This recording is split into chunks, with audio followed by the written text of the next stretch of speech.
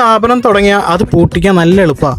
പക്ഷെ അത് പടുത്തുയർത്താൻ ഭയങ്കര പാടാട്ടോ. സോഷ്യൽ മീഡിയ തുറന്ന മൃണാളിനെയും മൃണാളിന്റെ റെസ്റ്റോറന്റിനെയൊക്കെ പറ്റി വൻ നെഗറ്റീവാ. ഇവിടെ സെൽഫ് സർവീസ് ആട്ടോ. ബില്ലടച്ച് നമ്മൾ ടോക്കൺ എടുത്ത് ആ ടോക്കൺ വിളിക്കുന്നത് വരെ നമ്മൾ വെയിറ്റ് ചെയ്യണം. ഞങ്ങളൊരു 20 മിനിറ്റ്സ് വെയിറ്റ് ചെയ്തു. ഈ കാണുന്ന ആൾക്കാർ മൊത്തം ഇവിടേക്ക് വന്നേക്കണേ കേട്ടോ. ഇവിടെ ആളില്ല എന്ന് പറഞ്ഞിട്ട് നല്ല തിരക്കുണ്ട് കേട്ടോ. ഇവിടെ ഈ ഈച്ച എന്ന് പറഞ്ഞ് സോഷ്യൽ മീഡിയ കിടന്ന് മുറവിളി കൂട്ടുന്നവരോട് അകത്തൊരൊറ്റ ഈച്ചനെ പോലും എനിക്ക് എത്ര നോക്കിയിട്ടും കാണാൻ പറ്റിയില്ല കേട്ടോ. പുറത്ത് 2-3 കണ്ടു.